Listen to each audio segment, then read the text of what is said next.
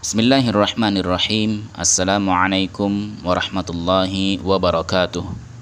Alhamdulillahi wa kafa, wassalatu wassalamu ala rasulihi Muhammadin al-Mustafa wa ala alihi wa ashabihi dhawil wafa wa ala man bihudahu iqtafa, amma ba'd. Rabbi syrah li sadri wa yassir li amri wahlul 'uqdatam min lisani yafqahu qawli. Rabbana zidna ilman nafi'a warzuqna fahma, amin ya rabbal alamin. Saudara-saudari sekalian yang dirahmati oleh Allah Subhanahu wa taala, tak terasa sudah sampai pada hari ke-16 kita menjalani kewajiban berpuasa Ramadan pada tahun ini. Semoga kita semua masih berada dalam rahmat, inayah dan taufik yang melimpah dari Allah Subhanahu wa taala.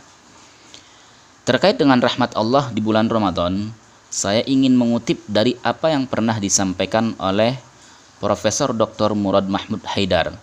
Beliau merupakan guru saya sekaligus seorang ulama yang pakar dalam bidang fikih perbandingan madhab. Yang ingin saya kutip dari beliau, tentunya dengan beberapa perubahan dan penambahan yang disesuaikan, yaitu tentang pemandangan-pemandangan rahmat Allah yang tampak pada pensyariatan puasa Ramadan. Saudara-saudari sekalian yang dirahmati oleh Allah Subhanahu wa taala, kita perhatikan bahwasanya ayat tentang puasa Ramadan dibuka dengan frasa ya ayyuhalladzina amanu. Kata ya menurut para ulama adalah panggilan untuk memanggil yang jauh. Ini berarti bahwa yang dipanggil walaupun nantinya dilabeli dengan sifat keimanan, masih berada dalam kejauhan oleh sebab maksiat dan dosa yang dilakukan. Makanya yang dipanggil inilah harus cepat-cepat mendekat dengan cara taat. Di samping itu, dalam kitab Zadul Ma'ad disebutkan bahwasanya Abdullah bin Mas'ud mengatakan, "Idza sami'tallaha yaqul ya ayyuhalladzina amanu fa asghilaha sam'ak fa innahu khairun tu'maru bihi aw syarrun tusrafu anhu."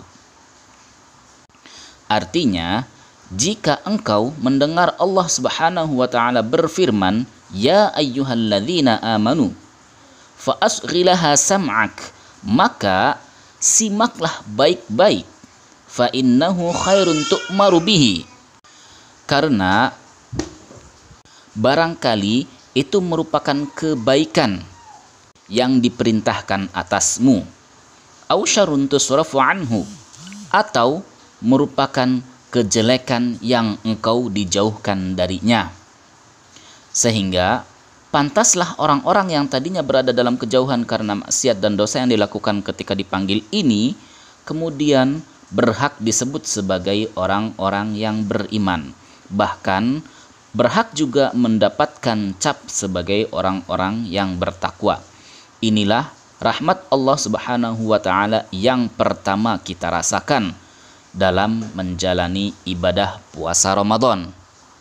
Selanjutnya ayat tadi dilanjutkan dengan kalimat kutiba alaikumusyamu kama kutiba alal ladzina min qablikum. Artinya diwajibkan atas kamu berpuasa sebagaimana diwajibkan kepada umat-umat sebelum kamu. Kata kutiba di sini isinya merupakan kewajiban yang tertulis, yang tujuannya adalah untuk mengingatkan orang yang diwajibkan agar bersiap-siap menghadapi beban kewajiban yang akan datang kemudian nanti.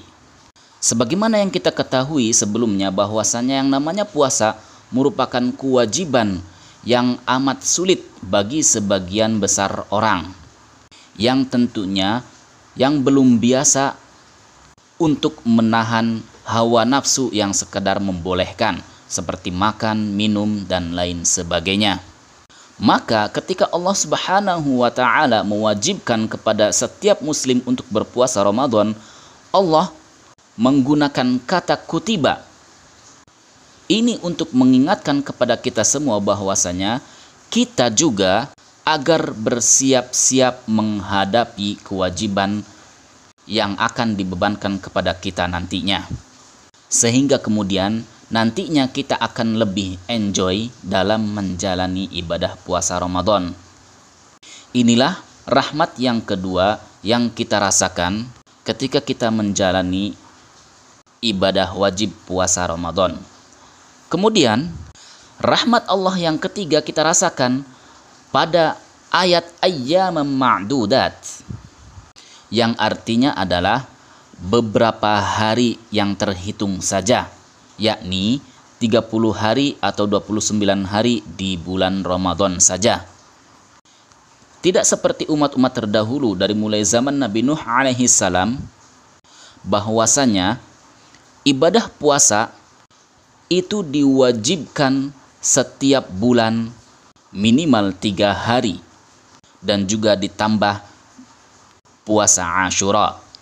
Tetapi kemudian ketika datangnya kewajiban puasa Ramadan, maka kewajiban puasa-puasa yang sebelumnya ini dihapuskan sama sekali. Ini merupakan rahmat Allah Subhanahu wa taala bagi kita semua yang tidak mewajibkan puasa di setiap bulannya, sehingga kita sebagai muslim ketika berpuasa Ramadan akan terasa enteng. Kemudian rahmat Allah Subhanahu wa taala yang keempat yang tampak pada puasa Ramadan adalah rukhsah yang diberikan oleh Allah Subhanahu wa taala.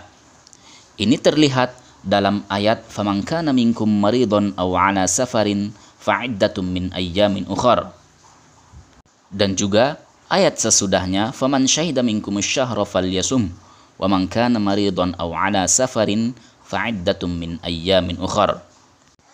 Di sini dijelaskan bahwasanya setiap yang sakit maupun yang berada dalam perjalanan ini tidak diwajibkan untuk berpuasa Ramadan, tetapi tentunya sesuai dengan syarat-syarat yang sudah ditentukan sebelumnya.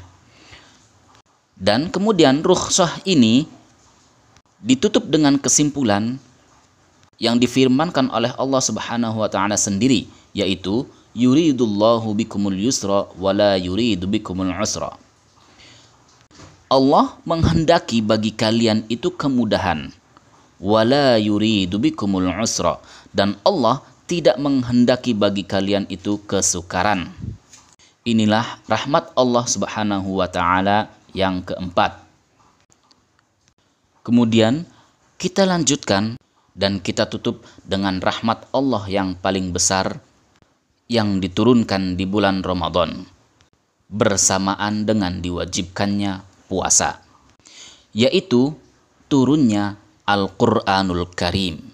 Sehingga pantaslah kemudian Syahrul Ramadan, bulan Ramadan disebut sebagai Syahrul Quran, karena di dalamnya, di dalam bulan Ramadan ini Al-Quran diturunkan secara sekaligus di Baitul Izzah, yang sebenarnya sama seperti kitab-kitab sebelumnya juga diturunkan di bulan Ramadan, baik itu Suhuf Ibrahim, kitab Zabur, kitab Taurat maupun kitab Injil. Itu semuanya diturunkan pada saat bulan Ramadan secara sekaligus di tangan nabi mereka. Tetapi untuk Al-Quran diturunkan sekaligus di Baitul Izzah untuk kemudian diturunkan kepada Nabi Muhammad SAW melalui malaikat Jibril secara berangsur-angsur. Itulah saudara-saudari sekalian yang dirahmati oleh Allah Subhanahu wa taala, sebagian rahmat Allah Subhanahu wa taala yang memang terdapat pada pensyariatan puasa Ramadan untuk kalangan muslim. Tinggal bagaimana kita agar bisa meraih rahmat Allah Subhanahu wa taala itu. Itu saja yang dapat saya sampaikan, kurang lebihnya mohon maaf. Wassalamualaikum warahmatullahi wabarakatuh.